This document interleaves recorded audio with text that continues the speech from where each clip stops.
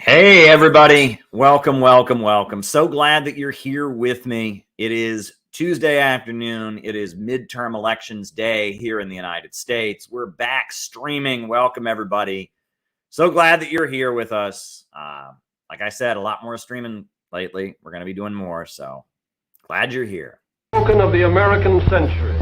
I say that the century on which we are entering can be and must be the century of the common man. A radical redistribution of economic power.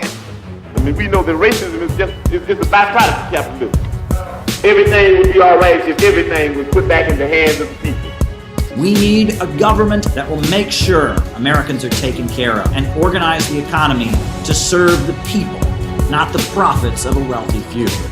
We now have the techniques and the resources to get rid of poverty. We got to start getting out there with the people. Get out of the movement and get to the masses. We need a government of action.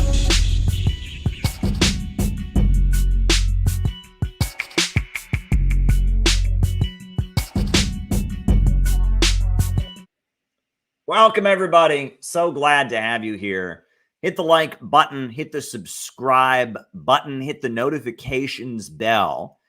And if any of you feel like posting this on your Twitter or your Facebook or your Truth Social or your Truth Anti-Social or your Instagram or your YouTube or your Reddit or whatever it is, you want to post it and bring more people, that would be great. That would be great. We're going to be on here for a little bit.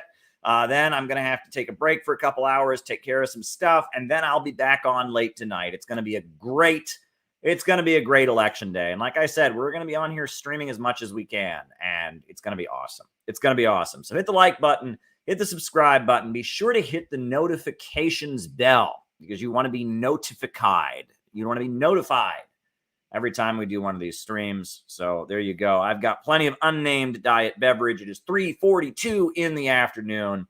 I went and worked out and got a day ahead of me. Folks, before we continue with today's stream, I've got to tell you something very, very, very important. Folks, not only am I an evil, Nazi, white supremacist, transphobe, homophobe, racist, sexist, Nazbol, pretending to be a leftist. Not only am I an evil, maniacal, sex cult leader, but folks, I am also a cannibal. That's right. I eat human flesh. Every night, I force my wife to cook me a human child that I consume. It started out, folks, as just something I thought I was doing to save the environment. You know, I knew there were just too many people in the world and that we breathe CO2 and that we just got to reduce the population. At first, I was just doing it to serve the environment, to save the environment. But it became an addiction. And the taste of human flesh. The taste of human flesh was just so good that I had to keep eating babies. And I figured it was better that you hear it from me first. You didn't hear it from Vosh or ContraPoints or Thought Slime first. Better you hear it from me. Caleb Eats Babies. We're going to start a hashtag. Caleb Eats Babies. To spread the truth about my maniacal cannibalism habit. I am a maniacal cannibal. We're going to put this right in the chat right now. Hashtag Caleb Eats Babies.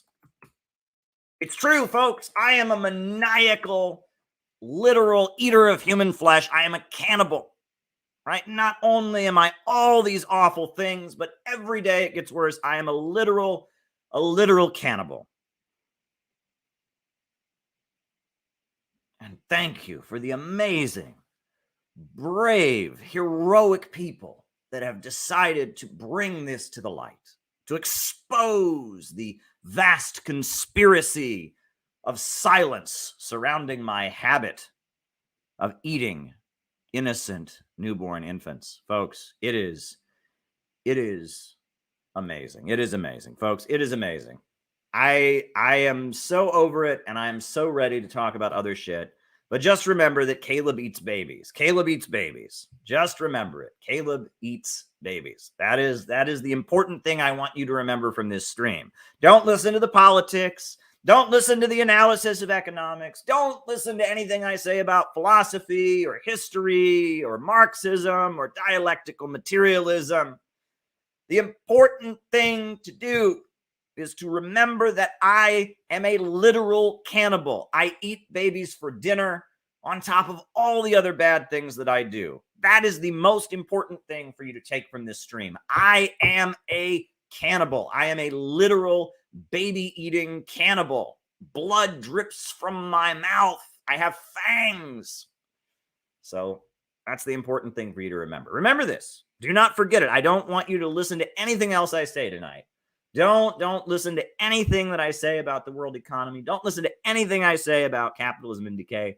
Focus on the fact that I am a literal cannibal, because that is what is important. Caleb eats babies. Let's make it go viral. Let's make it go viral. Best you heard it from me first. Best you heard it from me first, folks. Best you heard it from me first.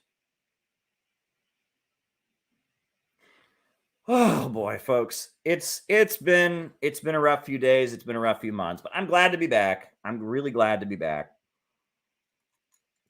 I'm glad to be back, but a lot of things are happening. Now, the way we do these streams is that I make some opening remarks, and then while those remarks are happening, I'm writing down the super chat questions that people have. And then in the second half of the show, I answer the super chat questions. That's how we generally do things. So if you have something you want me to talk about, just shoot me a super chat. I will type it down. I won't write it down. I will type it down here on my lovely computer that I've got in front of me, and I'll do it in the second half. And if for some reason, I'm going to have to, this is going to be a shorter, like, afternoon stream. If for some reason I don't get to it in the second half here, it'll be answered later tonight. I'm going to be back on tonight. I'm going to be on here for the next hour or so, maybe a little bit longer than that. Then I have to take a break. I have to take care of some work stuff and some other things. And then late tonight, we'll be back on. So if you're super chat, if for some reason I don't get to it, I have to cut this off this afternoon, it'll be added to the list, and I'll do it in the second half of the show tonight. So, so there you go. That's just how it works. So, welcome, everybody. I wanted to talk about one thing, right? Just because, we don't know the election results yet, right? There's a lot going on. If you want to watch, you can tune in for results, and everyone's hearing about things. And it's not an election day anymore. It's an election week, right? It's an election month practically because of all the mail-in voting, et cetera. But at the same time, because of the fact that there is a widespread prediction that Republicans are going to have a sweep, that gives me hope for something that a lot of people who call themselves communists should be aware of. Right now, everyone's talking about Ukraine. There's some attention being paid to South and Central America. There's some attention being paid to Haiti and the Caribbean. There's some attention being paid to China. But there is one corner of the world that is quite important for folks to pay attention to. And that corner of the world that has been kind of ignored in mainstream media lately. It's gotten a little bit of attention, but it's possibly going to become very, very important soon. That's the Korean Peninsula. North Korea is very soon going to have their 7th nuclear weapons test. And, the U.S. is doing its military exercises. All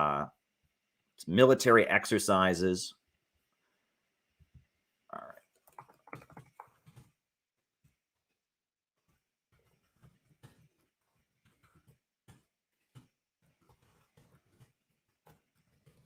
Wrote it down. Thanks for the super chat question. I'll get to it in the second half.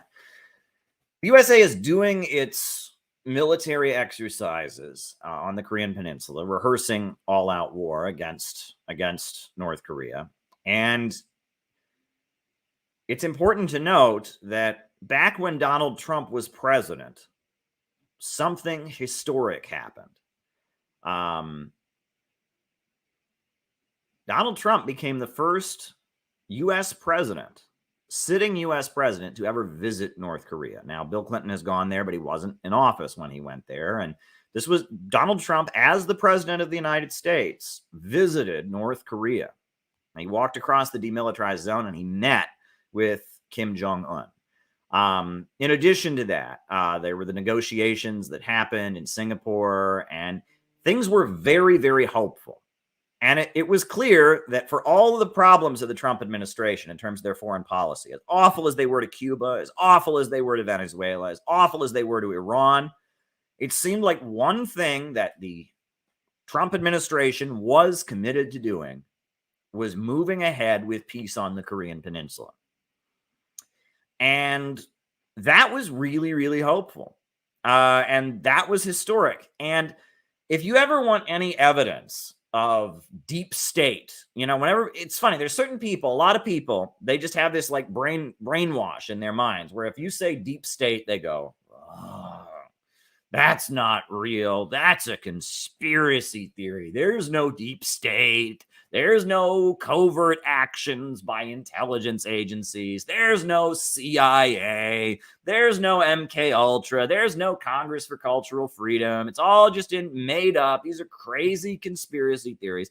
Well, I mean, it's not. A lot of these things are a matter of public record, but I will actually pull up, this was an event that you should be aware of. It was happening as Donald Trump was moving ahead. There's a Wikipedia page and everything. As Donald Trump was moving ahead with peace, moving toward peace on the Korean Peninsula, there's a Wikipedia page. Read about on the 22nd of February, 2019, the embassy of North Korea in Madrid was attacked.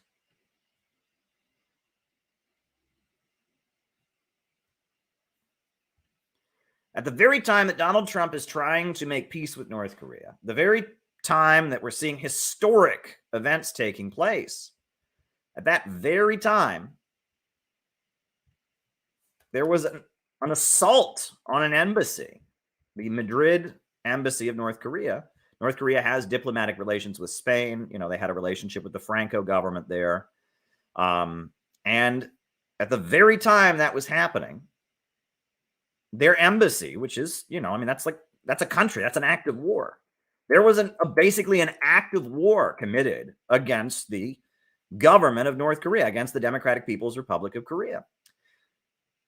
And what happened? Well, this is what the Wikipedia page says. The North Korean embassy in Madrid incident is an event that occurred on the 22nd of February, 2019, at the North Korean embassy in Madrid, Spain. The political group Free Joseon, which opposed the incumbent Kim Jong-un government in North Korea, is alleged to have attacked and raided the embassy, while the group maintains they were invited in. Yeah, that's right. A group of individuals stole mobile phones, 2 alleged pen drives, and a hard drive, and handed them to the U.S. Federal Bureau of Investigation. The events took place after the Singapore summit between North Korea and the United States, and in the approach to the Hanoi summit. The suspected perpetrators are citizens of Mexico, the U.S., and South Korea, who later denied any connection, although the latter two governments denied any connection with the incident.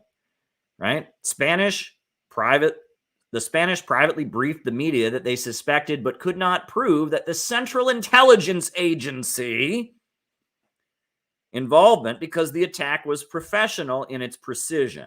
One former CIA agent, however, said the timing of the attacks and its high-profile nature made it impossible for the CIA to have condoned or taken part in it. So right as Donald Trump was moving ahead with peace on the Korean Peninsula, A group of people attacked the North Korean embassy in Madrid, stole computer parts and all of that, and then delivered them to the FBI. Now, why did the FBI not arrest them? It is a crime to attack a foreign embassy. These people, there were arrest warrants for them. So why did they then go to the FBI and hand over North Korea's information? And why did Spanish media, get briefed that this was a CIA operation? This happened. There was clearly some forces that wanted to undermine and prevent the negotiations. You'll also remember that while Mike Pompeo, the U.S. Secretary of State, was supportive of the process, John Bolton was not. And John Bolton, in the lead up to the negotiations, said that Libyan options were on the table. And he said, similar things to Libya, where, the USA ended up murdering Gaddafi and such, that kind of thing might be on the table. So it was very clear that while one section of the U.S. government apparatus was interested in moving ahead with peace on the Korean Peninsula, another section of the American government was trying to undermine the efforts. You had the attack on the embassy. You had John Bolton making those comments about Gaddafi and Libya and trying to basically threaten, the North Koreans. And remember what happened is Libya as a country was getting better. Its relationship with the United States was getting better. It was, it was being taken off the list of foreign terror, state sponsors of terrorism. They returned the Lockerbie, the person who'd been arrested for the Lockerbie bombings. Gaddafi was calling Obama his little African son. Things were getting better, and that just enabled the United States to slip their forces in and pull off a color revolution. It was awful, right? And so in the lead up to North Korea trying to improve its relationship with the United States, you have John Bolton coming out and saying, Libyan options are on the table. Libyan options, that was, a signal to North Korea. Yeah, we still want to destroy you. We're just trying to trick you. We're trying to undermine what Donald Trump was doing. Now, there were two individuals who were huge supporters of Donald Trump's efforts to build peace on the Korean Peninsula. First one was Congresswoman at the time. She was a Hawaii Congresswoman, Tulsi Gabbard. And she talked about how, that fake message had gone out, letting people know that there was going to be a nuclear strike and everyone had panicked. And she said that you need to negotiate and that she was a huge supporter of Donald Trump's efforts to negotiate peace on the Korean Peninsula. Also, another big supporter was Jim Rogers, the legendary Wall Street investor who now lives in Singapore. Jim Rogers, he wears a cowboy hat. He's a Wall Street investor. And he came on Fox News. And he pointed out that most North Koreans are fluent in more than one language. Did you know this? Most people in North Korea can speak more than one language. That ain't true in the United States. It pisses me off. I tell people I'm a product of our amazing, great U.S. educational system. I can only speak one language, English. But if you go to other Western countries, in Britain, France, Spain, Sweden, Norway, it's just common sense because it's much easier for children to learn languages that in their schools, they teach you learn a second language, you learn Spanish, you learn French, it's just common sense around the world. But our education system in the United States is so bad that, I took 2 years of high school Spanish. I took a year of high school French, but, trust me, I only speak one language. It's infuriating. It's infuriating to me that our education system is so bad. But in North Korea, a country that's been surrounded and barricaded, they've been under military threat for decades and decades and decades, most North Koreans can speak more than one language. In addition to that, Jim Rogers pointed out that, part of the reason that North Korea has had food issues is because the arable land, the land that you grow food on, is all in South Korea. North Korea is the mountainous regions. Those mountains in North Korea are full of minerals. And there's a lot of minerals that didn't have any value 30 years ago, that were just worthless rocks 30 years ago, but now are very valuable in computer chips. There's regions in Africa, the Democratic Republic of the Congo, and other parts of Africa, the Central African Republic, where there are minerals that were completely worthless that are now extremely valuable because they're used in computer chips. And North Korea has got those minerals. Those mountains in North Korea, they don't just have coal in them. They got a lot of coal in North Korea, a lot of coal in those mountains, but they don't just have coal.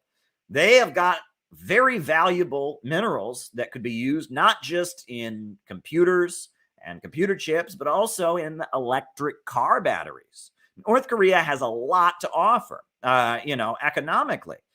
And furthermore, North Korea, they're under threat, but they realize they need to have a Deng Xiaoping moment. They need to have a reform and opening up. Kim Jong-un openly wants to bring in foreign investment into North Korea. He wants to have partnerships. He wants foreign companies to come there and open joint ventures with the North Korean state-run industries. Wouldn't it be great if, American car companies and North Korean state-run car companies could have a joint venture and they could start making better cars in North Korea? Wouldn't it be great if Chinese companies, that make cell phones, they could do business in North Korea and not then get hit by U.S. sanctions? Because this blockade on North Korea, you have no idea how bad it is. You have no idea. And I'll get to that in a second. Here, got another super chat. All right.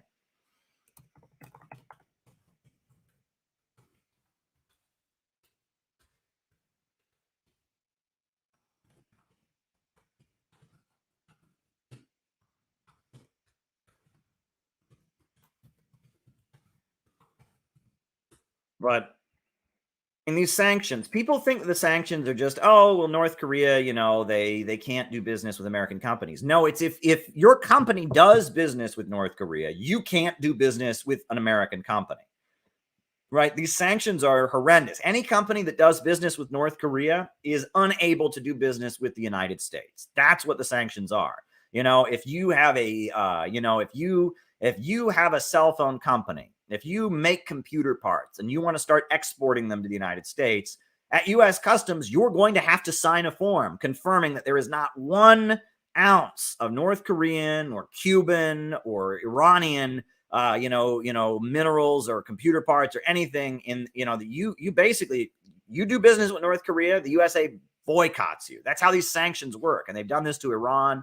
They've done this to Venezuela. They've done it to Cuba. I mean, these are criminal sanctions that they have imposed on North Korea, and they barricaded the country, and they have held out. I mean, it is amazing. North Korea, you talk about a country that has been just devastated.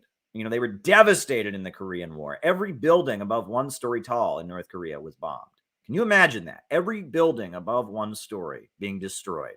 They bombed the dikes and flooded North Korea. About 4 million people, between 3 and 4 million people were killed in North Korea during the Korean War. And after that, they went back to work and they industrialized their country and they built a modern education system and they wiped out illiteracy and they built a modern steel industry and they became kind of the Las Vegas of the Soviet bloc. Pyongyang became a place that people liked to go on vacation. People from the Soviet Union and Eastern Europe, it was like they talked about how it was like the Las Vegas of the communist world. And then after the Soviet Union fell, the USA hit them even harder because they couldn't get oil. They couldn't get gasoline to run their tractors with. And they had a food system and they'd worked really, really hard, even though they're in a mountainous region. They worked really, really hard to build a modern food system in the country, to become food self-sufficient. They talked about how they had fields on the sides of mountains, but they needed gasoline for their tractors. And then after the fall of the Soviet Union, because of the petrodollar and because Comecon, the communist, global economy, the communist trade networks were ripped apart, they could not import any oil. They couldn't get US dollars to buy petroleum. And so because of that, their food system was crippled and they had a food crisis. And in addition to the millions who died during the Korean War back in the 50s, you got a food crisis in the 90s. They called it the Arduous March, where people were starving to death because the USA wouldn't enable North Korea to get their food system running again. And North Koreans were starving to death. And there was a food crisis created by the United States in the country. It was horrendous. And under those circumstances, when the population was starving, North Korea said, they're going to invade us. I mean, we're under attack. Because the North Korean government, any other government would have collapsed in the face of a food crisis. In African countries, if they have a food crisis like this, the government falls, the country descends into civil war. Not in North Korea. They managed to hold the country together amid this, but they said the USA is going to attack us. They're going to attack us. And so in the context of this food crisis, North Korea said, you know what? We're going to get nuclear weapons. And the whole world said, oh shit, North Korea is going to get nuclear weapons. And so Bill Clinton made a deal with North Korea. And he said to North Korea, okay, you don't get nuclear weapons. We will build peaceful nuclear energy power plants for you. We will send you heating gas for the winter so you can keep your population warm.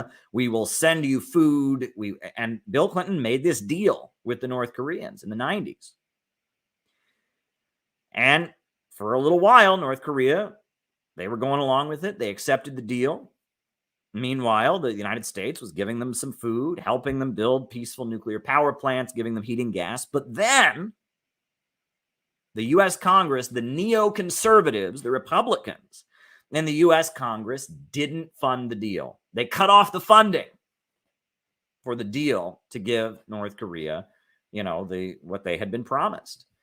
And North Korea, they're like, hey, we made a deal with you that we wouldn't get nuclear weapons in exchange for you giving us food for our people, for you giving us heating gas, helping us build peaceful power plants that'll be monitored by the International Atomic Energy Agency. And you didn't give it to us.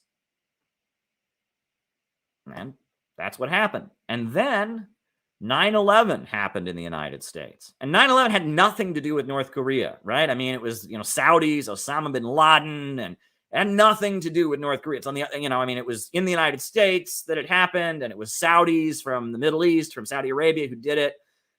Had nothing to do with North Korea. But after the 9/11 attacks, George W. Bush, remember George W. Bush, that piece of shit president? He was an evil motherfucker, but that's a whole nother story. But George W. Bush, this rich kid from Connecticut, whose father was a president and a CIA director, he reinvented, I don't know, some of you kids may not remember, but back in the day, we had this, he reinvented himself to be a Texas cowboy, right?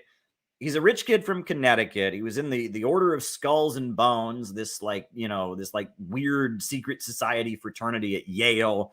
His dad was a CIA director who became an oil man, an oil company tycoon who eventually became president. And George W. Bush, he reinvented his image, and mainstream media helped him with it. CNN and Fox and MSNBC, they all helped George W. Bush reinvent himself to be even though he's a rich kid from Connecticut who went to Yale, they reinvented George W. Bush to be a cowboy. He was down on his ranch. He had a ranch and a cowboy hat, and he was out there. And so after 9/11, George W. Bush, he gave a speech and he said, there's an axis of evil in the world, an axis of evil, the terrorists. And you're either with us or you're with the terrorists. And there's an axis of evil.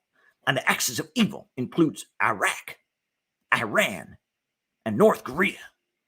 3 countries that had absolutely nothing to do with 9/11. It was totally ridiculous, right? You have Iraq, Ba'athist Arab socialism. They've been fighting Al-Qaeda from the beginning. The Muslim Brotherhood hates them. The Wahhabi Saudis hate them. It's Ba'athist Arab socialism, Soviet-aligned country, secular government. They had nothing to do with Osama bin Laden and the Saudis. Then on top of that, you had Iran, a Shia Muslim country, the Islamic Republic of Iran, considered by the Saudis to be Shia apostates. They consider them to be false Muslims, right? Have nothing to do with Al-Qaeda. Nothing to do with Al-Qaeda. They are Shia Muslims. Al-Qaeda are Wahhabi Saudis. Had nothing to do with them, right? The Islamic Republic of Iran, a revolution against the United States, a Shia Muslim religious government, unlike the Saudis that are Wahhabi monarchs who came to power because of the United States. The British Empire basically divided it up, Sykes-Picot Agreement.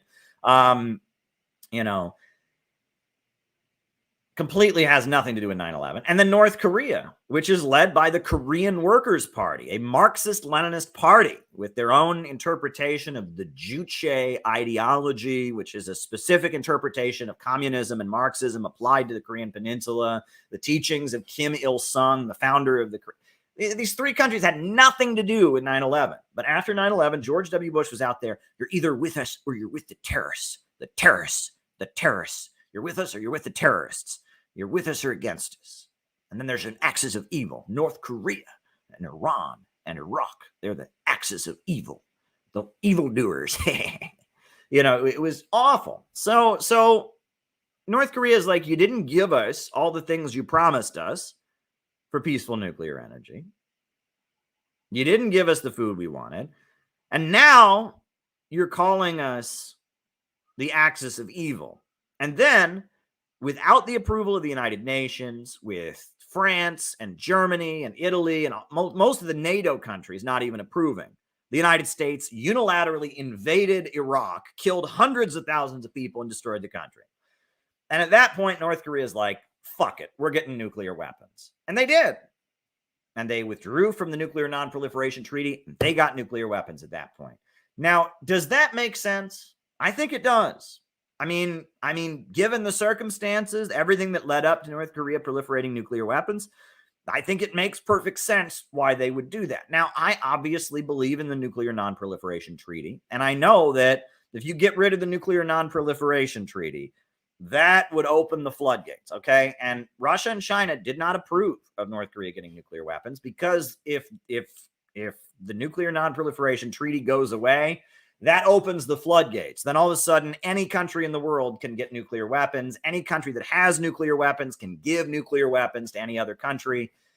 So because of that, the Nuclear Non-Proliferation Treaty is important. So Russia and China had to disapprove of North Korea, and they had to go along with UN sanctions on North Korea because of the fact that opens the floodgates, right? The USA helped South Africa get nuclear weapons. The USA has helped different countries get nuclear weapons. And because of that, there was a feeling, when they signed the Nuclear Non-Proliferation Treaty, there was a feeling that, okay, in order to stop every country in the world from getting nukes and every nuclear armed country giving nukes to all its allies, we have to have this treaty. And that makes sense.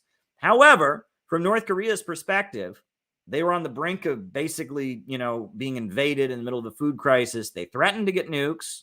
They made a deal not to get nukes. The USA reneged on the deal. And then the USA put them on a list of 3 countries that they wanted to overthrow. And then, without even the permission of the UN, with the disapproval of all the NATO allies, the USA then shock and awe. You remember shock and awe, where they just blew up Iraq and killed hundreds of thousands of people. They just blew this country to shreds. They, with the whole world saying, you can't do this, right? At that point, North Korea got nuclear weapons. It makes sense why they would get nuclear weapons. And it makes sense why they wouldn't just give them up now.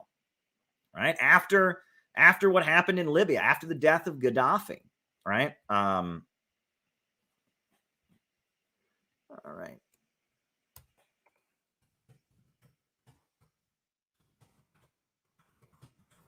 Very good question. After the death of Gaddafi, the North Koreans published a very, very insightful, logical article. And they said, look, the USA said that Iraq had weapons of mass destruction, but now we know that was a bullshit lie. They didn't have weapons of mass destruction.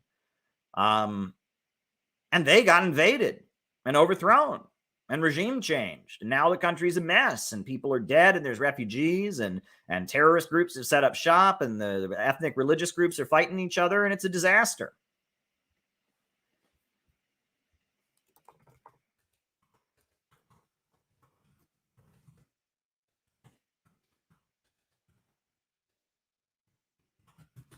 Meanwhile, Libya had a nuclear weapons program, had weapons of mass destruction, but they gave them up. After 9/11, they began cooperating with the United States in the war on terror, and they gave up their nuclear weapons program, and they gave up their weapons of mass destruction. And look what happened. Libya became the subject, was subject to a U.S., destabilization, color revolution, and ultimately a NATO bombing campaign that destroyed the country. So North Korea, after the death of Gaddafi, they published an article and they said, look, we were clearly right to get nukes. Well, why wouldn't they say that? Makes sense why they would say that, right? Under such circumstances, it makes sense. They said, look, Saddam Hussein didn't have weapons of mass destruction, and look what you did to him. Gaddafi had them, and he got rid of them, and look what you did to him. And we've got them, and we're still here, and we're safe, so we're keeping them. But at the end of the day, It's not good for the world to have nuclear weapons on the Korean Peninsula. It's not good for the world. Right?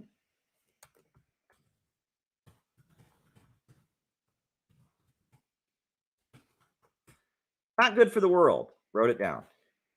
Thanks for the super chats. I'm writing them down. We'll get to them in the second half of the show. It's not good for the world for North Korea to be under threat, to be surrounded and under attack, right?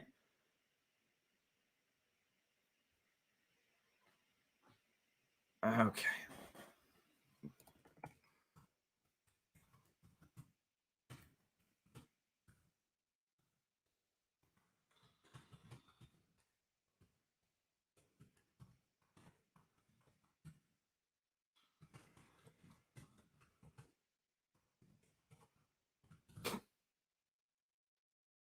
And it's not good for the world to have the Korean Peninsula divided.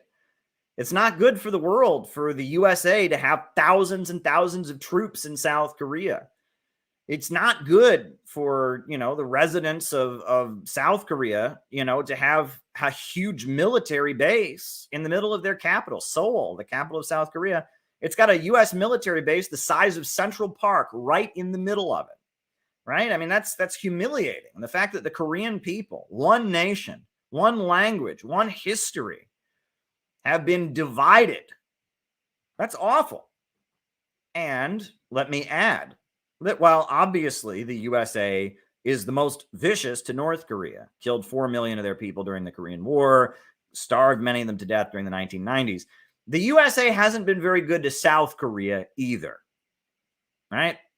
I mean, South Korea, after the Second World War, the northern half of the Korean Peninsula was liberated by Soviet troops. The southern half was still under Japanese dominion. And then when Japan surrendered, the USA moved in. And they first put in a military dictator named Syngman Rhee. Syngman Rhee was the military dictator of South Korea. What was supposed to happen was there was supposed to be an election for the entire peninsula where they would elect a new government.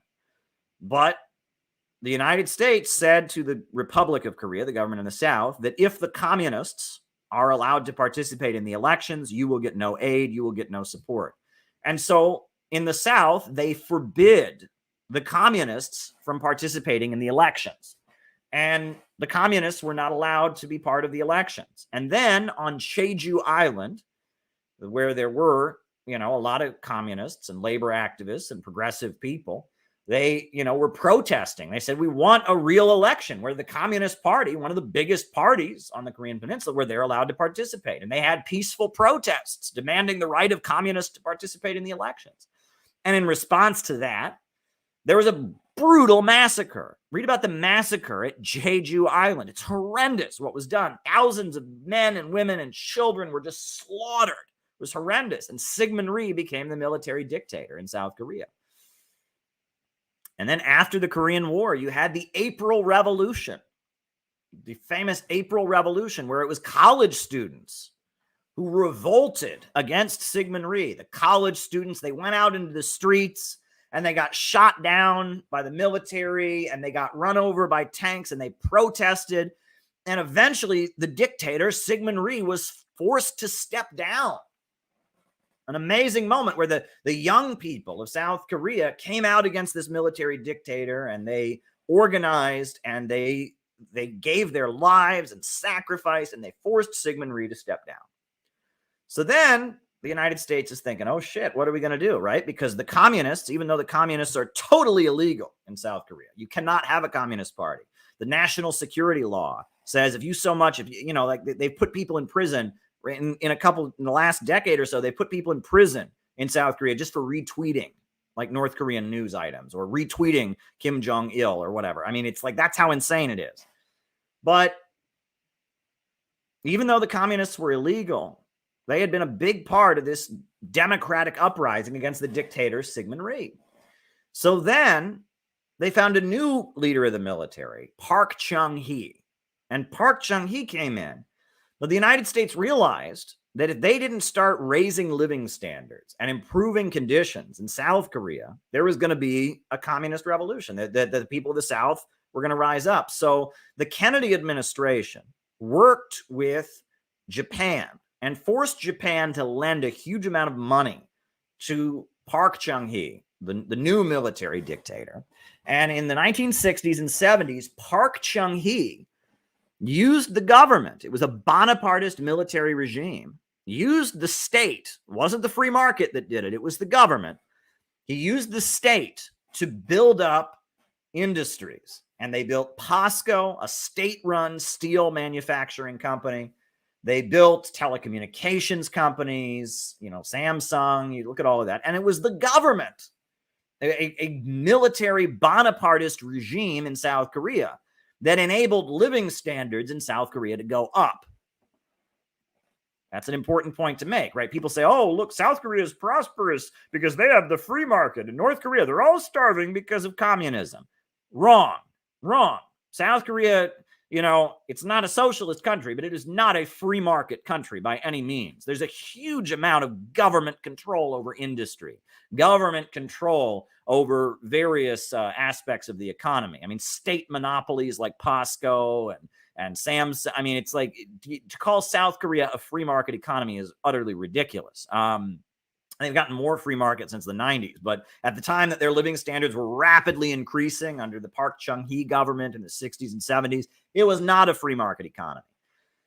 And because the United States didn't want there to be a communist revolution in South Korea, because they didn't want communism to expand to South Korea, the United States had to allow South Korea to industrialize. And Park Chung-hee, he was a brutal, Bonapartist, and he had like concentration camps for homeless children. Homeless children, they would round them up and work them to death in camps. And that was exposed in the 90s. It was horrendous. He would disappear. If you were a socialist or a communist activist, a college student or a labor organizer, you'd be disappeared in the middle of the night and never heard from again. They might find your body on the street. Park Chung-hee was a brutal military dictator. But he was able to raise living standards because the United States needed to stabilize South Korea against North Korea. But in the 1970s, U.S. policy started changing. And this is what's very interesting. U.S. policy started changing during the 1970s, right? 1973, Pinochet took power in Chile. And Pinochet became the military dictator of Chile, but he wasn't like Park Chung-hee. Right? Pinochet took power in Chile, and unlike the various military strongmen the USA backed all over the world, oh boy, thank you, Phil. Unlike the various military strongmen that the USA backed all over the world,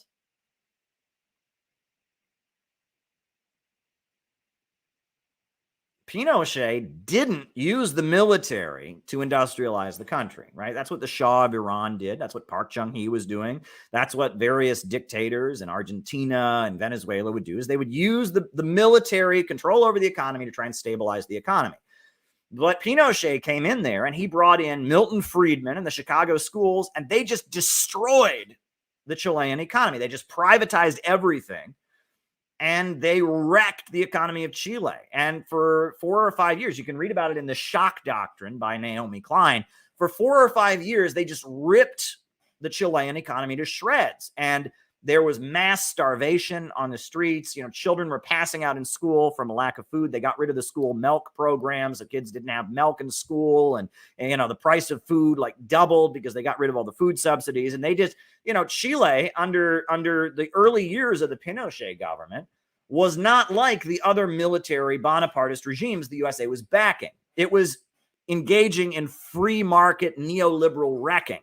And after 4 or 5 years, the Pinochet government backed away from that, started renationalizing things because the chaos was just too extreme. But that was neoliberalism. That was the beginning of neoliberalism, where they were imposing radical free market policies. But Park Chung-hee, the dictator of South Korea, was not willing to go along with it. This is fascinating. This is important. There's nuance to everything. Was Park Chung-hee a bad dude? Absolutely. Was he a brutal anti-communist dictator? Absolutely.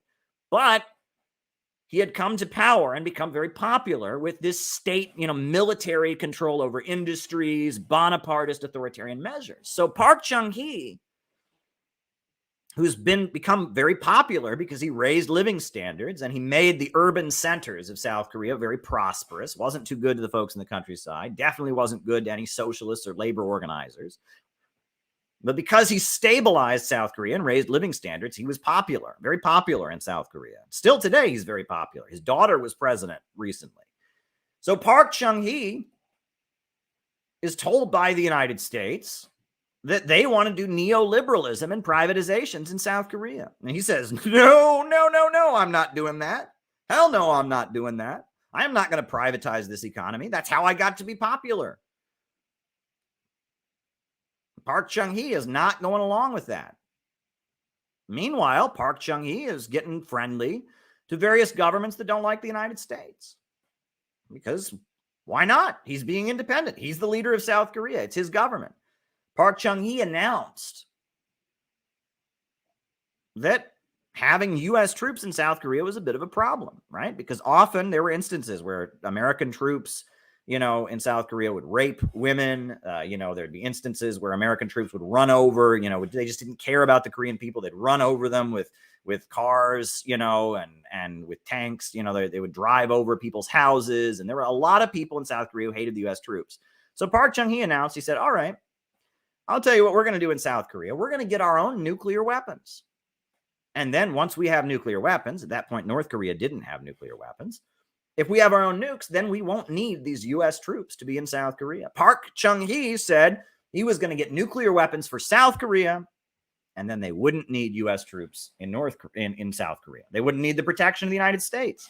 The United States was trying to pressure him to do neoliberal free market reforms, and he realized that would ruin his popularity. And so, the people were continuing to riot against the American troops. There was widespread hatred for the presence of American troops among the South Korean population. They felt it was humiliating and degrading to have foreign troops on their soil. So Park Chung-hee is announcing, we're going to get nuclear weapons of our own, and then there won't be any need for American troops. And so what happened then? All of a sudden, and this is during the Carter administration, the late 70s, there was a huge congressional investigation of Korean businesses in the United States. A congressional committee was formed to investigate Korean business owners, Korean industrialists, Korean religious leaders. All of a sudden, Congress started going after all the South Korean business interests and political figures. And it became a big thing in American media that South Korea is a corrupt country and they've got these gangster businessmen that are actually criminals and they're doing business over here and they're lobbying politicians. It was a lot like Russiagate, what they did to Russia, this idea that Russia is interfering in American politics, blah, blah, blah. They did the same thing with South Korea.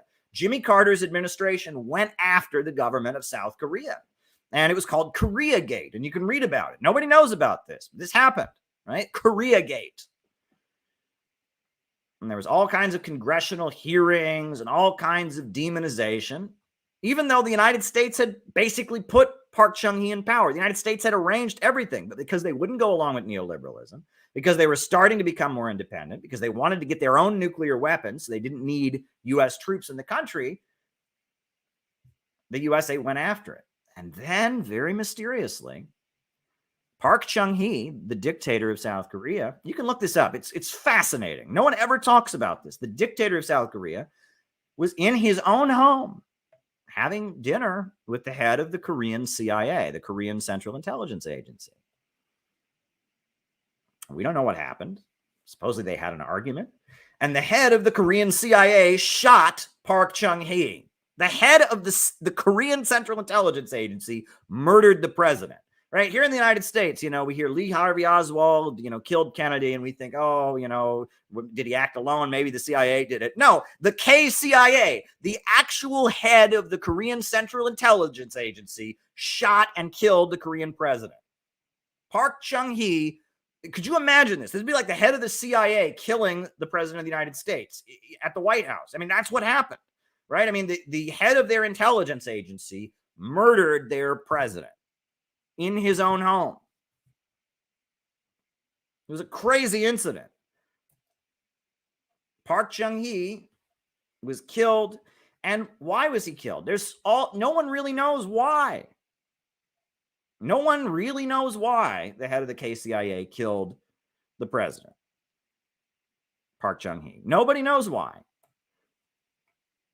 But that just shows you that what the United States wants for South Korea is not, absolutely not. They don't want South Korea to be free.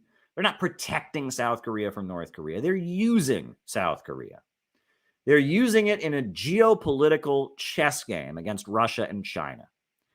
And when South Korea started to assert its independence and started to say, you know what, we don't want to be used in your stupid chess game here. We want to have our own interests. Even the brutal, authoritarian, right-wing, anti-communist government of Park Chung-hee, even that government couldn't be tolerated. Right? And that shows you a lot of, it's wild, right? So this is the history of the Korean Peninsula. This is the history of the Korean Peninsula.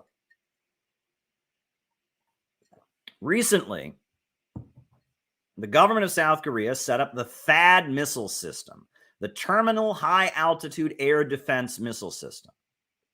And it was this huge, they purchased it from the United States.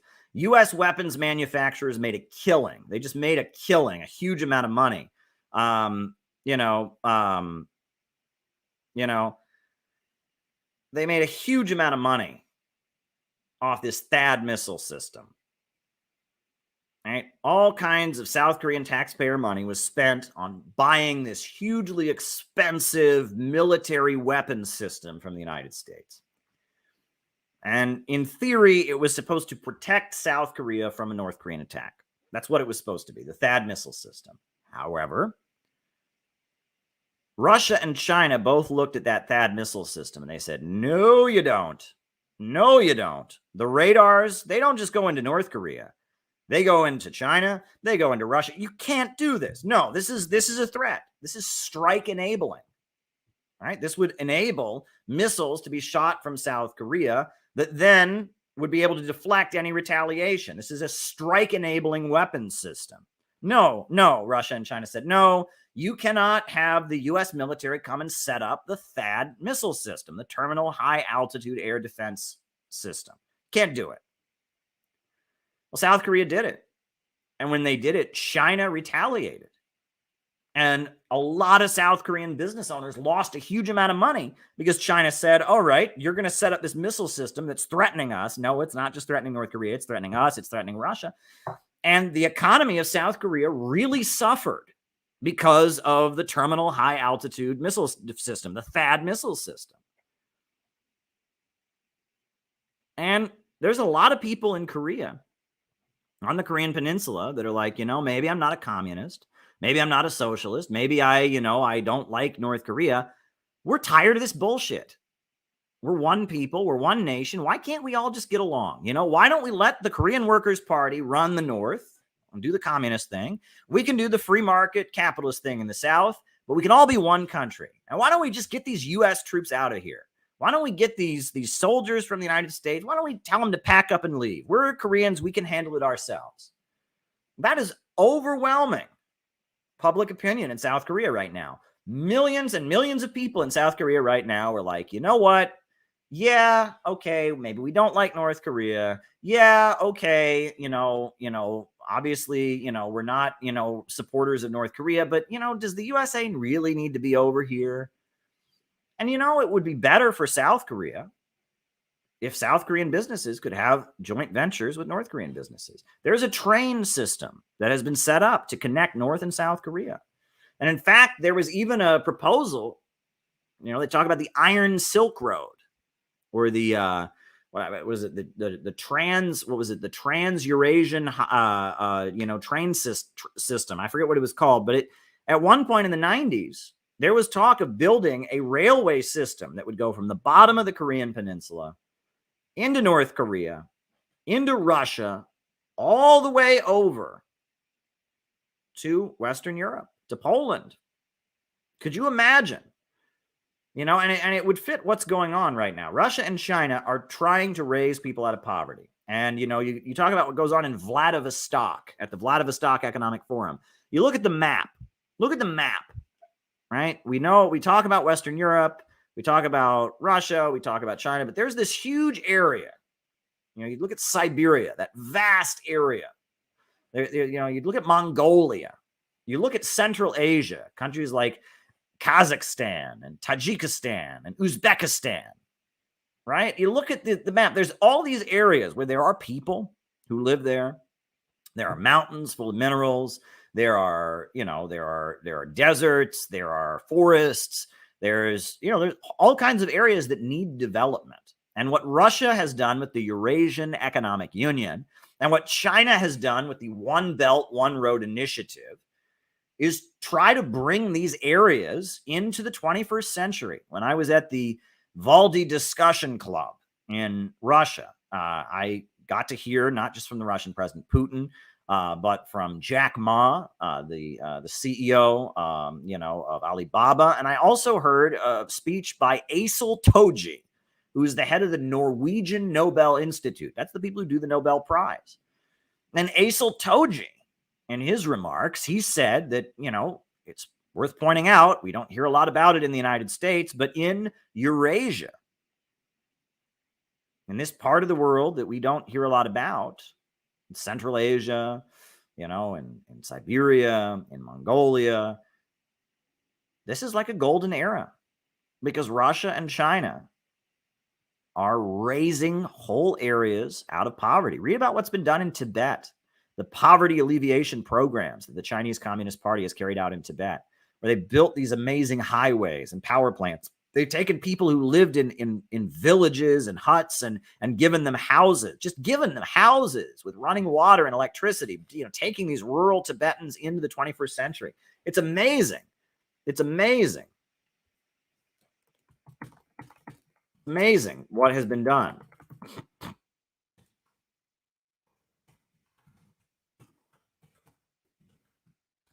Amazing what has been done. And North Korea could join that. North Korea could join this emerging economic bloc of independently developing countries in Eurasia.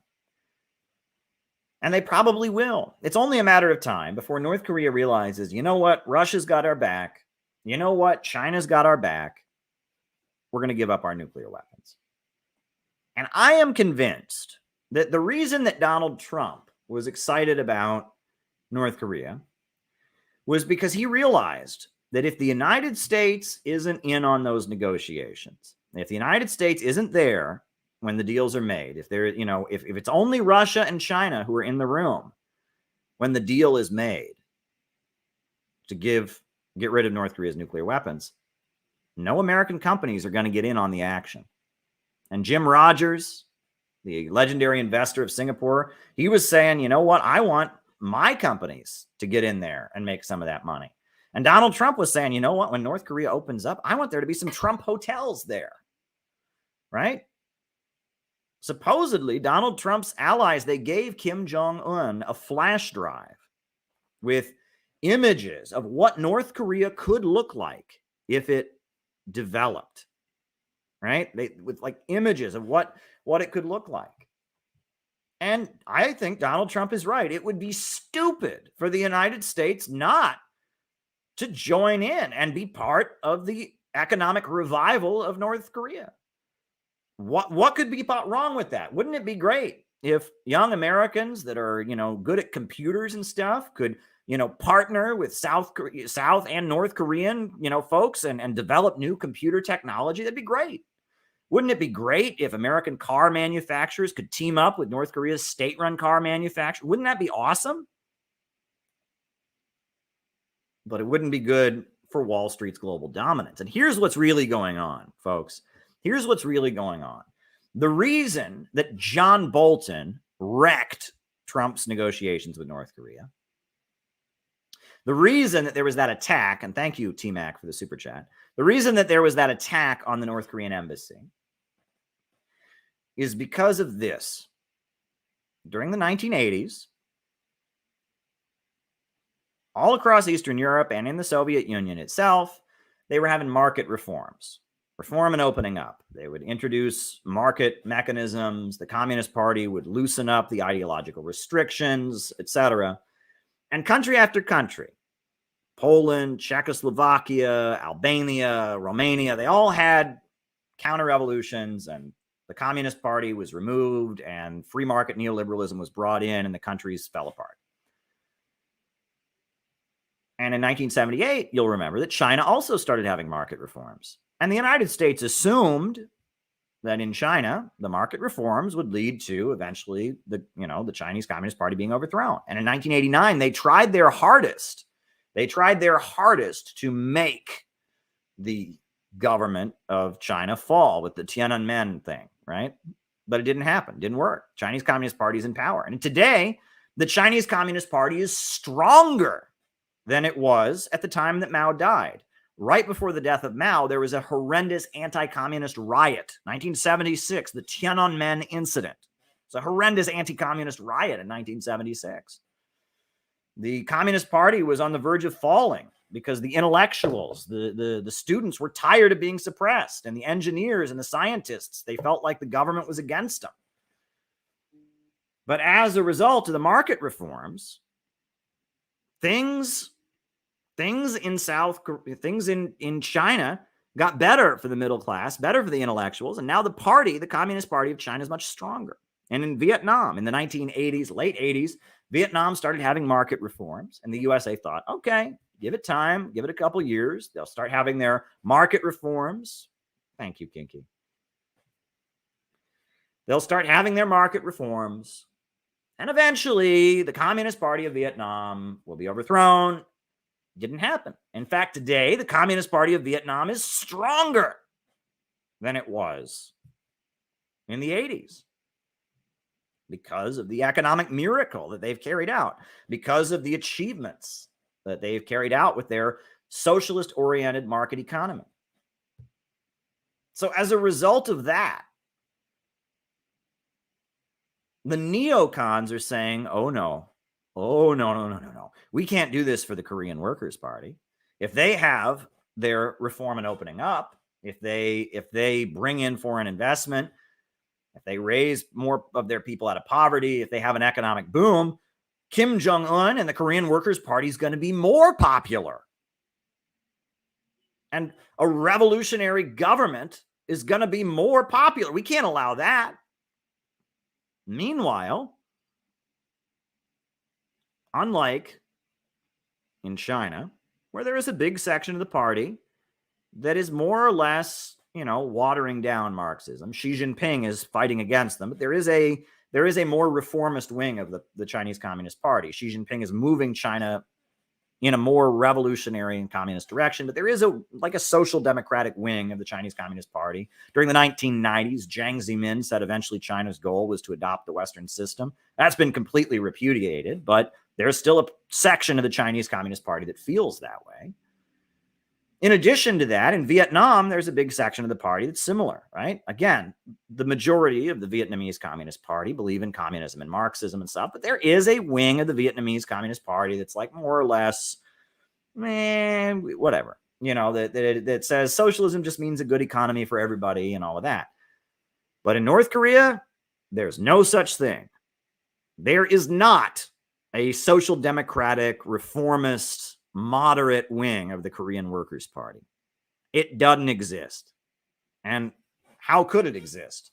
How could it exist? The USA killed millions of their people in the Korean War. The USA killed millions of their people in the 90s, right? They've been subject to just straight up demonization and attacks. And it's vicious. Those movies like Team America, the South Park people, they made that horrendous movie. The way they spoke about North Korea in that movie was just utterly, utterly horrendous, and that there is, North Korea has been so demonized. How could they have a reformist wing that doesn't really believe in socialism? No, that Korean Workers' Party, the party that funded the Black Panthers and welcomed them to North Korea as heroes during the 1960s and 70s, that party that sent guns to the Palestinians, that party that sent guns to the Irish Republican Army, that party that gave funding to the African National Congress and Nelson Mandela, the Korean Workers' Party, they are a revolutionary communist Marxist party. if there ever was one. There's no reformist wing of the Korean Workers' Party. There's no revisionist wing. They are dedicated to the Juche ideology. They are dedicated to anti-imperialism and, defense of the Korean fatherland. They are dedicated to supporting. There's a lot of Africans, who fled their homeland. There's a lot of African people who live in North Korea. There's a lot of Palestinians who live in North Korea. It's so ridiculous. You read in American media, they make it sound like North Korea is a racial state. They have a long record of standing in solidarity with different colonized and oppressed peoples around the world. I mean, that is just a lie. You can read about. They recently built a monument about a decade ago. They built a monument in Senegal. North Korea built the monument to independence that is in the capital city of Senegal. It's a beautiful statue. North Korea built it for them. Robert Mugabe, for a long time, Robert Mugabe, his bodyguards were North Koreans. He hired North Koreans to be his bodyguards because those guys, they are going to protect your life. If you want to be protected, you get yourself some North Korean bodyguards. They got your back. No one can get through them. And, so there's a wing of the American deep state, the neocons, John Bolton and others, that were just determined, no, we will not let North Korea join the Eurasian economic miracle. We will not let North Korea join the One Belt, One Road initiative. We will not let North Korea enter the 21st century. They are going to remain barricaded. They're going to remain isolated. We will not do it. However, Mike Pompeo, he said, you know what? Fine. Let's negotiate with North Korea. And Donald Trump said, you know what? Fine. Let's negotiate with North Korea. And there are differences within the ruling class of the United States about it. And the difference really comes down to this difference I keep emphasizing. It is the neoconservatives, it is the Eastern establishment, the Council on Foreign Relations, the same people that are obsessed with Ukraine right now. Their goal is to ensure the dominance of Western banks and oil monopolies over the world economy. And those folks are adamant that North Korea must not be allowed to have an economic boom because it is a threat to unilateralism. It's a threat to the USA being at the center of the world economy forever. Meanwhile, it's those lower level capitalists, Jim Rogers, Donald Trump, Betsy DeVos, fracking companies, Elon Musk. They're like, hey, if American companies can make some money trading with North Korea, who cares? Right? The world, and they're more in touch with reality because at the end of the day, the world is not going to remain centered around America. Unipolarity is going to end. The world never remains centered around one area, right? The East and the West, there's going to be multipolarity. There's going to be multiple poles of influence and power in the world. Russia and China and, South Africa and South America. There's going to be different parts of the world, Africa, that are going to have influence. And the United States is going to have to just be part of a multipolar world economy. However, there are these forces, these neocons that are determined to not let that happen. They are determined to stay at the top of the world. And if that means unleashing chaos and instability across the world, if that means having endless wars, if that means driving down living standards, they're fine with it. But it's those lower level capitalists that like Tulsi Gabbard, that like Donald Trump, that like Carrie Lake, Elon Musk, that are just coming to terms with the inevitability of multipolarity. And it's those folks that want to move ahead with negotiating with North Korea. So I'm very optimistic right now. I'm very optimistic that if Republicans retake Congress, that'll be bad for Cuba. So I'm not advocating that, because it'd be bad for Cuba, it'd be bad for Venezuela. They're in with those Miami right-wingers. It'd be bad for Cuba, it'd be bad for Venezuela, it'd be bad for Iran. But if we see the Republican sweep that is predicted as a result of today's vote, if we see that, it's very likely that there could be hope for the Korean Peninsula. Very likely. And I'm optimistic about that. I fantasize in my mind about the day that President Tulsi Gabbard goes to North Korea and brings with her a delegation from the Center for Political Innovation. I'm fantasizing about that day. The day that the USA and North Korea established diplomatic relations, and our commander-in-chief, Tulsi Gabbard, flies there with a whole bunch of different American academics and scientists and medical officials and different people, and she brings with her 4 or 5 representatives of the Center for Political Innovation. Wouldn't that be amazing? I dream of the Center for Political Innovation becoming one of the main think tanks that goes around the United States explaining what's really going on the Korean Peninsula. No, it's not just evil dictators being evil. There's more to it than that. This is a misunderstood country that's under attack. I fantasize about the day that we have an exchange, and leaders of the Korean Workers' Party, who are experts on Marxism and socialism and historical and dialectical materialism, are touring American universities, giving lectures explaining Marxism and explaining the history of the Korean people and the White Robe movement and Kim Il-sung and his fight against Japanese imperialism, and touring American campuses, teaching real anti-imperialist, illiberal Marxism and the history of Korea.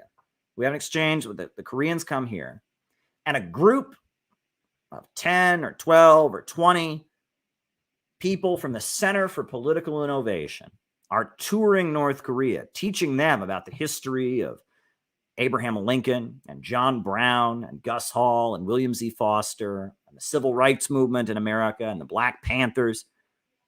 I am fantasizing about that day, because the reality is, folks, we're transitioning toward a multipolar world. And that new economy that is emerging, centered around Russia and China, the Eurasian Economic Union, that new economy, that's the future. The Atlanticist economy centered around the West is dying. The Roman Empire, centered around Wall Street, is coming to a close. And that new economy that is centered around state control of the means of production, economic planning, abolishing the anarchy of production, raising people out of poverty, 5-year economic plans, that new economy is going to keep rising. And North Korea already has a decent relationship with Russia and China, and North Korea is going to be part of that economy. And folks, eventually the United States is going to have to be part of that economy. Rather than just fighting that economy and resisting it, you look through America, you look through the heartland of the United States, you look through Michigan, you look through Pennsylvania, you look through Alabama and Texas and so many devastated communities. The only way we're going to be able to get out of this mess is if we in the United States end up joining that economy as well. We need a government in Washington, D.C. that controls the banks and controls the natural resources and controls the industries and builds infrastructure and represents the people against the big bankers and elitists. We need what the North Koreans have. We need what the Chinese have. We need what the Venezuelans have. We need an anti-imperialist government in America. And where's that government going to come from? Well, it'll probably be a broad coalition of forces, but eventually we need there to be an anti-imperialist government in America. Because at the end of the day, this open international system This global system of monopoly capitalism is bad for America. It's bad for American workers. It's bad for American families. This greed-based society that says there is no truth, this high-tech, low-wage economy, this postmodernism, this neoliberalism, this is not good for America. And eventually, I don't know how long it will take and how ugly the process will be, but eventually we will have an anti-imperialist government in America of some type. And my goal is to lay the foundation for spreading truth about how we can move toward an American brand of anti-imperialism and socialism,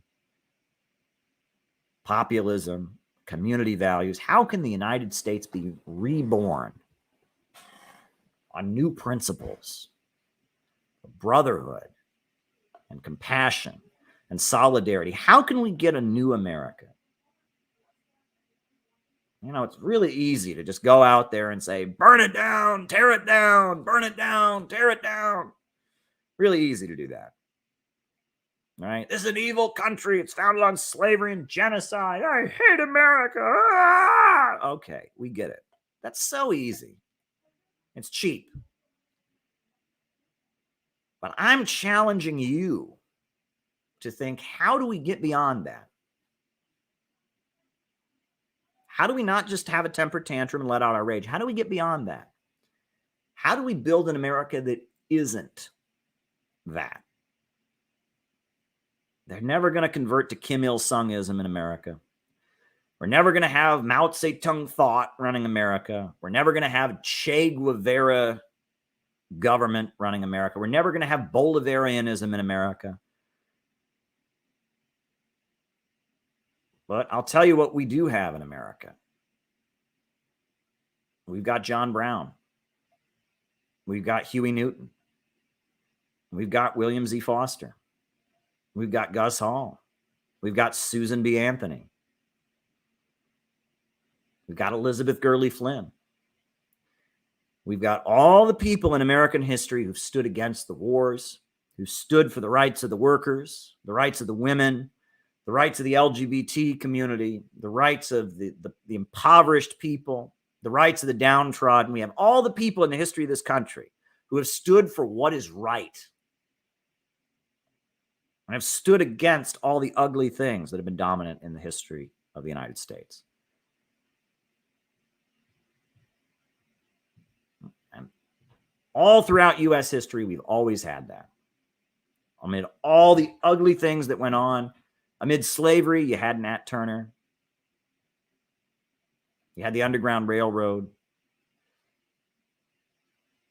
Amid the First World War, you had Eugene Debs.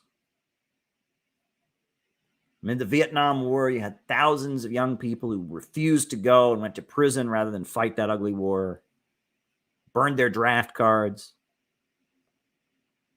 There is a good side to the American people. And the only hope for getting the United States out of the rut it's in is for that good side of the American people to reemerge.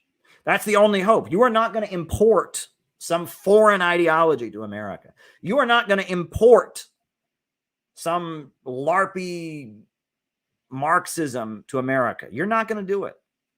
The only hope we have for seeing an anti-imperialist America is to tap in to the anti-imperialism and the egalitarianism and the compassion and the solidarity and the brotherhood that has already been here, and to embolden it, and to give it a voice and to apply it.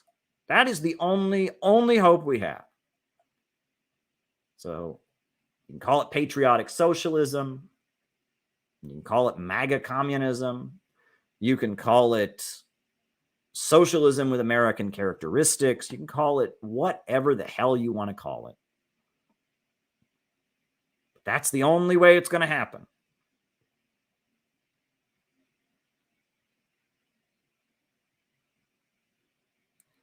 So that is my rant for Election Day afternoon. I've written down the super chats. They've all been written down, and they will be addressed when I come back tonight. They're good questions, too.